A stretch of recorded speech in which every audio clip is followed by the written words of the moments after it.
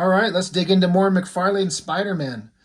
The more I talk about the McFarlane Spider-Man stuff, the more I'm reminded that I like McFarlane as an artist, and that's it. I mean, I don't like him as a writer, really. I actually kind of don't mind too much the Spider-Man stories. Everyone always rips on him for being a terrible writer, but the more I look at the Spawn comics, the more I'm just like, oh my god, this is so. Oh, his way of telling stories is just so bad. I've mentioned this a lot. He just feels like, to be a writer, it means you're cluttering the page with text boxes everywhere, going over in great expansive detail, telling us stuff we don't need to see. I think these would be so much better. I don't mind any of the concepts of any of the Spider-Man stories, for example. It's kind of unfortunate because I don't have a clear, straight run of them. I just have a few issues here and there. I certainly only have like one of the first, 5-issue series. Oh my God, what was that? Oh, it's on the tip of my tongue. I can't think of it. The first 4 or 5 issues that McFarlane did with the lizard and that chick version of Craven, whatever it was called. I can't think of it right now. But I only got one of those. I've read them all, but my brother has those issues, and so I don't have them in my own possession. And then the ones with Wendigo and Wolverine, I've got the last 3 of I think it was a 5-issue series. Anyway, blah, blah, blah. But I guess what I'm getting at is, I was going to say that so many of these stories visually are always going to look great because McFarlane's got something that just no one else had. And if they would just remove half the wording or most of it, put it there by McFarlane, and just have just the basic story and his art, I think it would actually read better. But McFarlane can't help himself. He has to clutter it up so much with so much dialogue, and it just got worse in Spawn. So what I'm getting at is, like, these McFarlane Spider-Mans are kind of the last time I really enjoyed something that he did. I enjoyed the artwork in Spawn, but the stories were not there, and then the concept of Spawn just got old and stupid and boring, and I was out as far as being interested. I collected it for a long-ass time, up past issue 50, so how can I say I was out, but I kept going. I was like, this is supposed to be good. Everyone says this is good. It's at the top of the sales charts. I kept buying out of habit. But Spider-Man, because I feel like he got the Spider-Man character right. He liked to put all these stories he wrote are very dark, gruesome, like horror stories. But he wrote Spider-Man to be the true hero that he is, and that I can respect. I like the idea of taking a bright, colorful, happy-go-lucky, honest-to-God hero and putting him in a very dark situation and see how they react. You just have to keep the character true to himself. So blah, blah, blah. I'm just yapping on and on. There's a 2-issue little mini story here, as opposed to the other ones that were like 4 or 5 issues. This is just a 2-issue short story. What's another thing that's funny is, in my brain, I keep thinking of these two as the final issues of Spider-Man that McFarlane did. And that's not true. The last one was issue 16, I think it is. I think there was a fill-in on 15. That might have been the Eric Larson one, I believe, with Beast. But after this is the X-Force crossover. And that was the last issue of Spider-Man by McFarlane. But for some reason, I kind of forget where that fell in the world of all these books. For some reason, I kept thinking that issue was before these. And in my brain, just these were the last ones.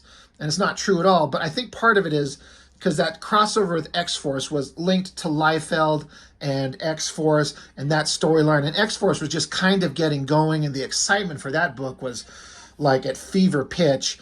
And so it's like that was just the beginning, and it kept rolling on. And to think of the issue of Spider-Man as the last issue of McFarlane, it just doesn't stick out in my mind. These feel like the last ones because it's the last one that he did. It was just his story on his own. So that's probably stupid to think of it that way because I'm just stupid. I gotta say, I like the cover, the reprinting or the reusing of the pose from issue 1. I love it. And he's done this with Spawn, put Spawn in the same outfit or the same pose.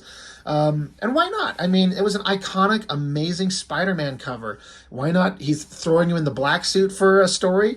Why not just do that? I wonder if he just traced and redrew everything, or the webs. Did he redraw this all? because I don't have the actual issue one myself. I don't have something to put down next to it and see how exact it is. I wonder if someone else can tell me if you know why.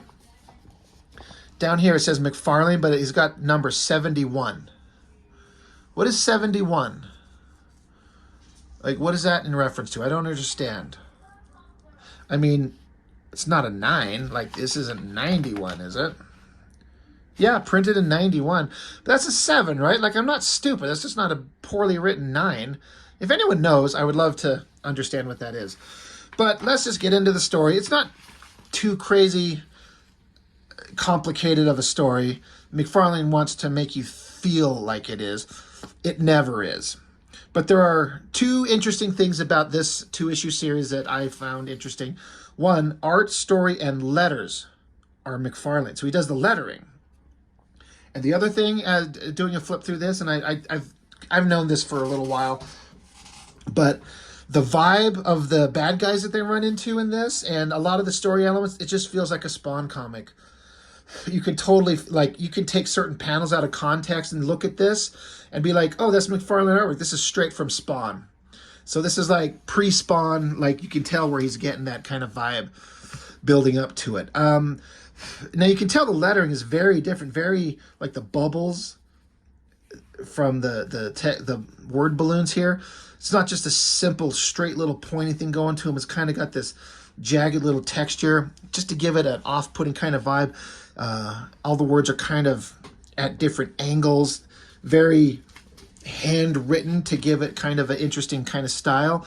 I like it, this big monstrous creature. But talking about feeling like a Spawn comic, like if I were just to show, if say you never read Spider-Man or you didn't know about this story at all, and be like, hey, look at this McFarlane comic. Look, what do you think this is from? You'd go, oh, this is just from Spawn because it's a homeless guy in an alley getting killed by some ugly monster drawn by McFarlane. You're like, this is Spawn. What issue is this? 3 or 4, something like that? No, it's a Spider-Man book. And he really leans into like the cartoony caricature stuff in this. You'll see in a couple of places. But, and then again, this is McFarlane's ridiculous kind of writing where the dialogue, like he's this big, super strong, mutated creature, and he kills this guy. And then he has him talk like a big, silly dummy. I don't know. Uh-oh, I maybe hit it too hard. I forget how soft the bad ones can be. Now me better hurry back for this bad one wake up. Leader be hungry. Leader get food. Leader be happy with me. So he's trying to write it like he's a childlike mind, but horrible superhuman-like strength. Okay. This side view of his face is very creepy. Kind of like the Violator, right? Another thing that I know it's just, I mean, I don't live in any big city. I don't live in New York. But this idea that you just open up this manhole cover and there's this whole vast cavernous underground world that you can go walking through.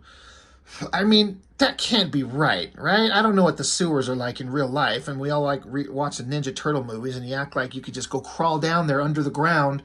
And there's this whole big area you can just go walking around if you want to be trudging through piss and shit.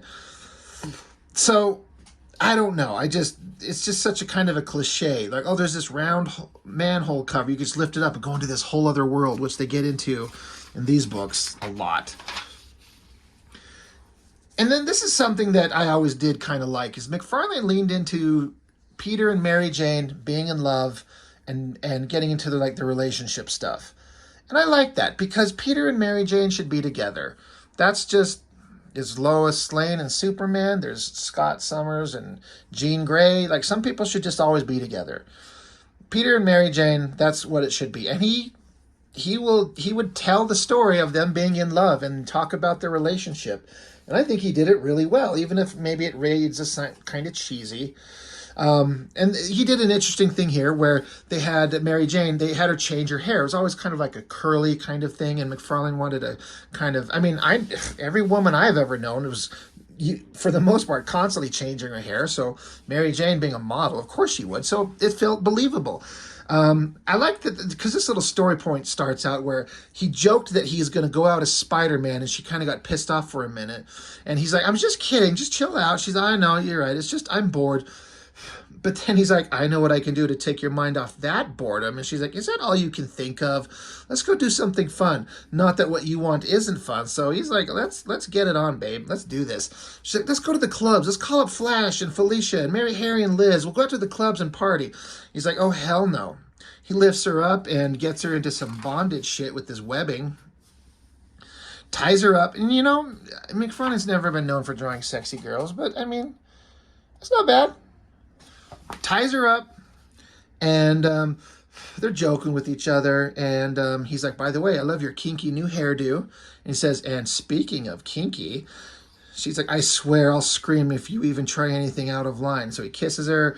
He's like, don't worry, the others are not available tonight anyway, and you only have to put up with it for an hour, because that's how long it takes for his webbing to dissolve.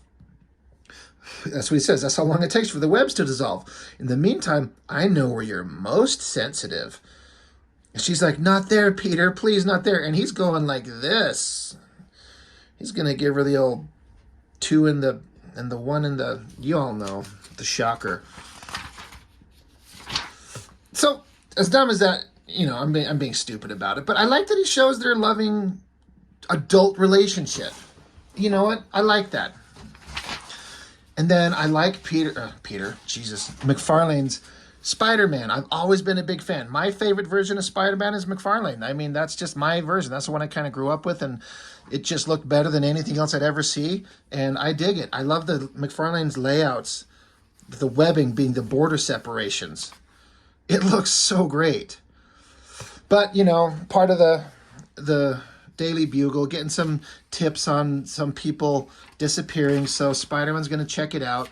This is another daily, you know, a moment in the daily life of Spider-Man that McFarlane likes to show. Now, I'm not saying others don't do it, but these just stood out because they just felt different. One, the artwork always looks great. Even when he has, like, this simple scene of he's taking a break and he's eating a bunch of donuts. And he's showing, like, an interesting use of his powers, like, he can cling to walls, so he can touch things, apparently, and make them stick to him. It's almost like it would have to be, he can make it happen on mental command, like he can choose to make things stick to him or not. But I like how he's, like, just digging the donuts, hanging upside down, just munching them down. Then he hears somebody screaming, dives down off, grabs the guy. I like the layout of this. Looking, I'm like, dude, what's wrong? But then Spider Sense tingles, and something throws a bunch of garbage at him. Dives out of the way. Again, I like it when McFarlane draws Spider-Man with heavy shadows and those big eyes.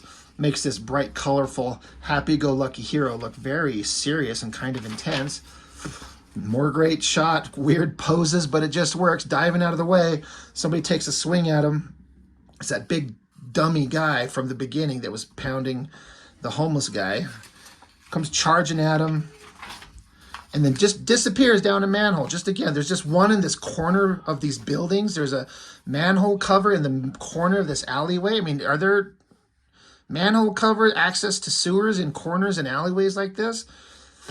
I don't know. He's like, oh, shit. The guy just jumped down there, so Spider-Man goes jumping. I like that little drawing. That looks awesome. I also like how McFarlane is showing that now that he's down in this dark, he can't see. It's pitch black almost, so everything's just kind of gone into silhouettes to illustrate the idea that he's in this dark shadow. And Spider-Man realizes he's getting tackled by a whole bunch of who knows what, and he can't fight, he can't see, he can't react, so he jumps out. Gets out of there. He's like, all right, this sucks. I am in a bad spot. I'm going to regroup, and try and figure it out. And we cut back to Peter Parker with Mary Jane talking. Again, another stylish kind of vibe on Mary Jane. A very interesting design dress. Her big, crazy, awesome hair. Like just a new style. Again, I've said that McFarlane's never been known for drawing really attractive women. But when he wants to get the focus, he knows what to focus on. It's pretty good. I like the drawing.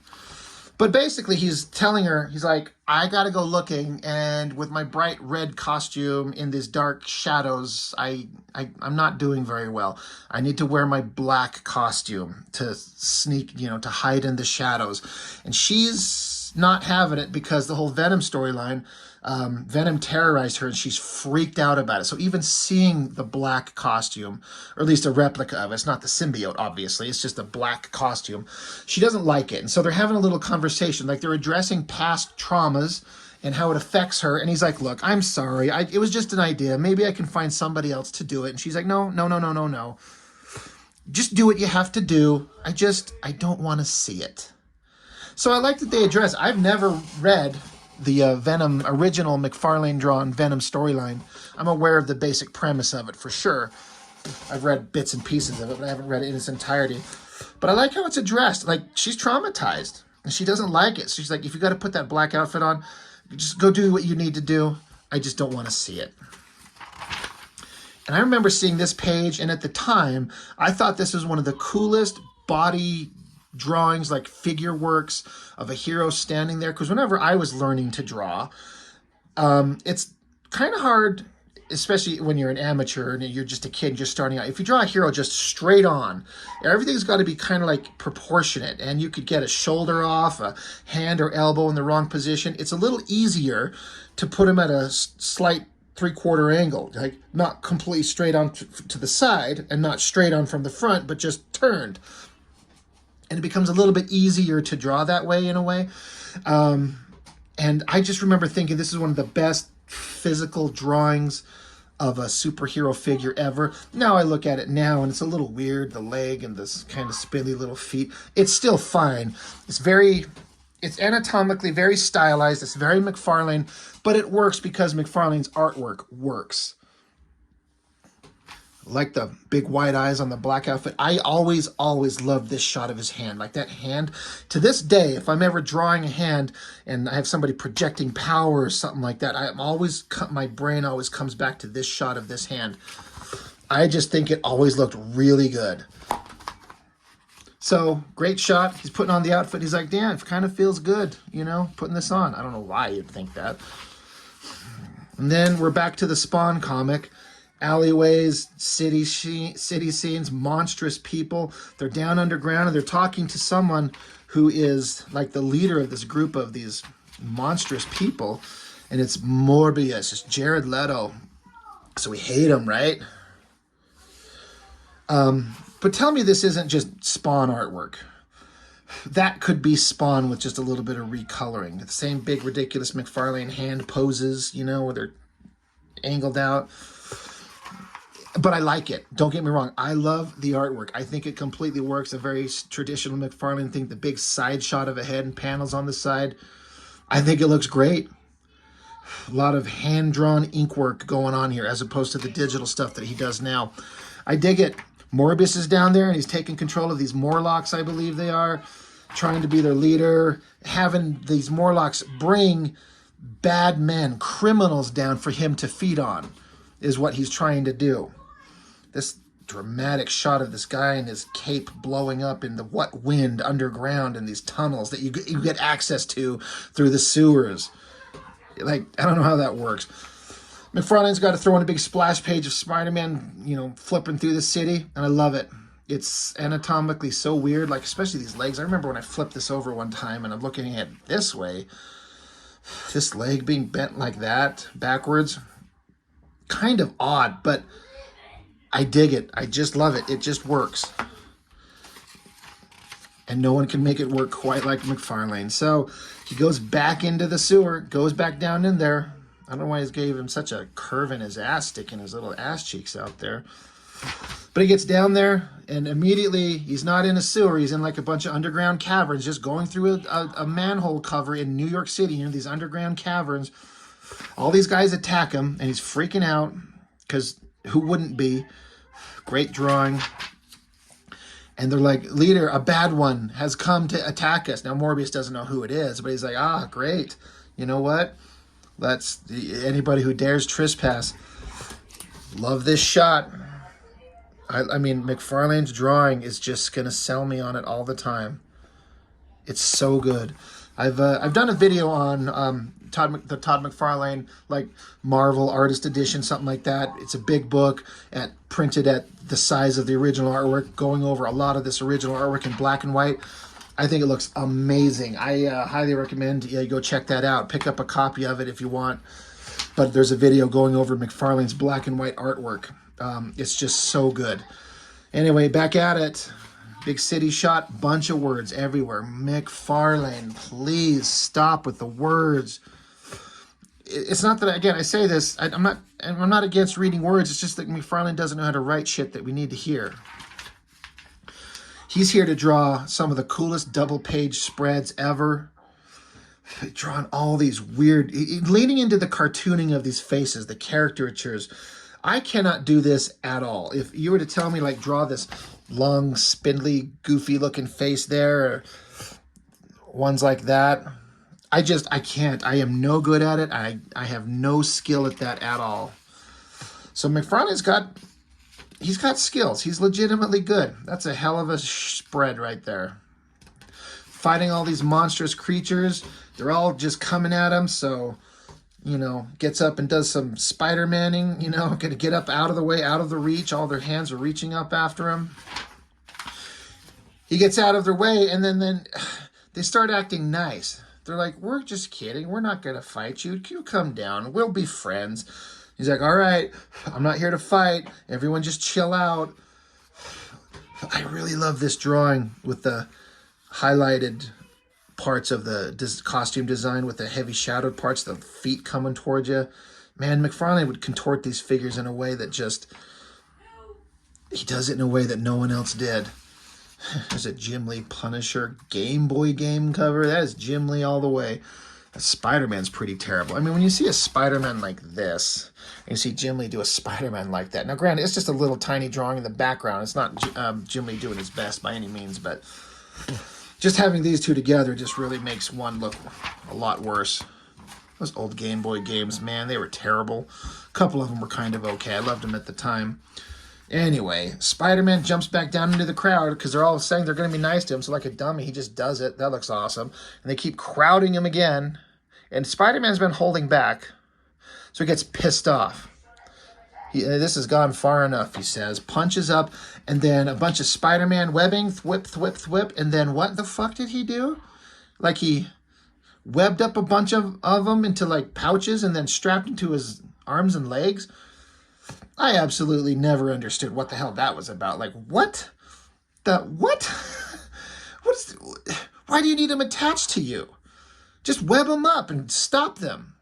Web them to each other. Why do you need to... What is this? So stupid. So, it just doesn't make any sense. It's visually interesting.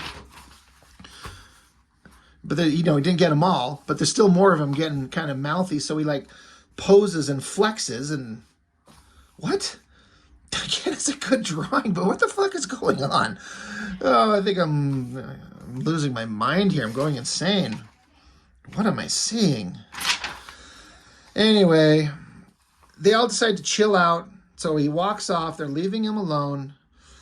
I always, as far as his drawing, this part where he's like ripping the bagged up, webbed up versions of these creatures onto him. He's separating himself.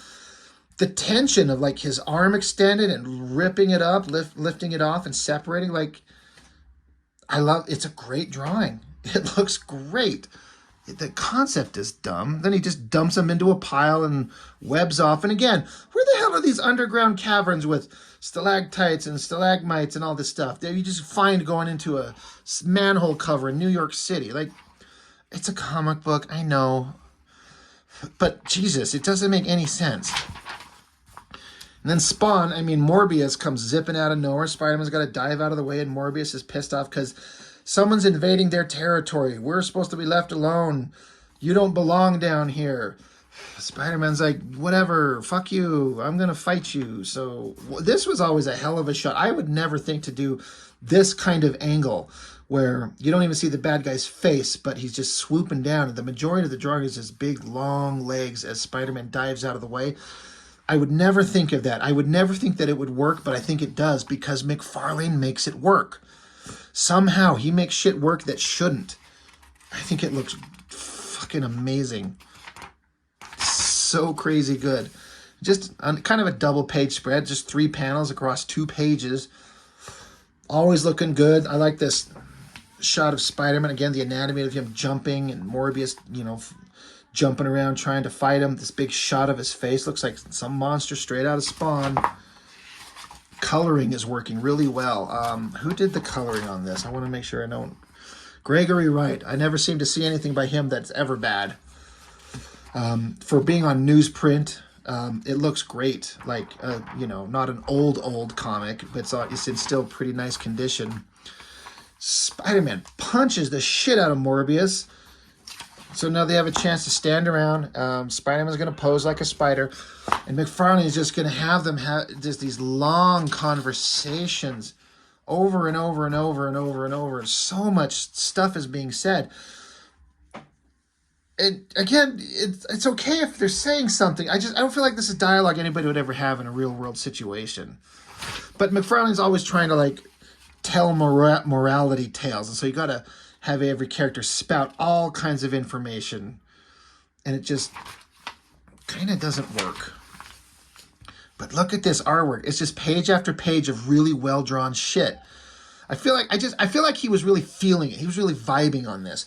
Because in the last issue he does with X-Force, I don't feel like his artwork was as good as it could be. It was kind of fine. But this just feels like he's firing on all cylinders. I mean, he's drawing Spider-Man in a black costume in an underground, shadowy realm with a bunch of goofy-looking monsters and this badass-looking Morbius monster guy that's just fangs and hair and cape. It's all the stuff that works for McFarlane, and he's making it look really great. I always love this giant shot. I mean, it's got to be hard to make a close-up of Spider-Man's face when it's the black costume. He's draw his eyes. You could just keep it simple, but the highlight, the big bug eyes, the little, highlight indications of anatomy on his body there, he makes it work. And the borders being made of spider webbing. Design sense is just all over the place on the pages, and it looks great. And then the Spawn vibes just continue. It just straight out of Spawn, right? The cape with the collars coming up and the stupid monsters. I mean, this shot right here, and that's just Spawn right there. I just removed the long hair. I'm not saying that matters, but you can just tell where he was going. And McFarlane's choices of shots to put this giant back three-quarter view of Spider-Man's head there and have it read in a way that you can tell what's going on. I love his artwork. I love it. I wish we could get more comics drawn by him. But anyway, who cares about the story? Morbius thought he was telling all these Morlock monsters to get bad guys in it. Turns out the Morlocks are grabbing just anybody, because anybody in the above world is bad. And Morbius is like, Jesus, I thought they were just bringing me criminals, but they're bringing me innocent people. That's not what I meant to do. So he's super sad. So he flies off and cries like a baby. And here's McFarlane leaning into that caricature stuff, this cartoony stuff. It's not my favorite. I mean, they're great drawings. I can't do it, but it's kind of a weird vibe that doesn't work in a comic for me. I don't know. It's fine, but I don't get excited about it. But anyway, Spider-Man takes off. Another great shot of just him webbing through the city. It just looks fantastic. I love it. I know some people don't, but I do. Looks really, really good. So, like I said, I kind of always felt like these were the last issues of McFarlane's Spider-Man for the reasons I gave before, where this was the last storyline written exclusively by him without any crossovers of other characters and other storylines that were at the peak of their powers and going to continue on for a while. So, I don't know, it kind of is the end of McFarlane's Spider-Man run. Like that X-Force issue that he does is just kind of like, hooking on to the Liefeld X-Force gravy train and connecting together. Like, how could you not, why would you not want to do that? Two of the most popular artists on two of the most popular titles, and we're going to have them cross over. That shit's going to be huge. I'm sure it was. But this, to me, is the end of McFarlane's Spider-Man run. After this, it's never again. But some of the best artwork I think he's ever done So that's it, though. That's all I got for these. I'm going to show off every other Spider-Man by McFarlane that I've got, but like I said, I'm not doing exactly in order because I've only got a couple issues. I'm going to see if I can't piece together the rest of the run, and we'll show them off at some point as I get them. So that's it. Thanks for joining.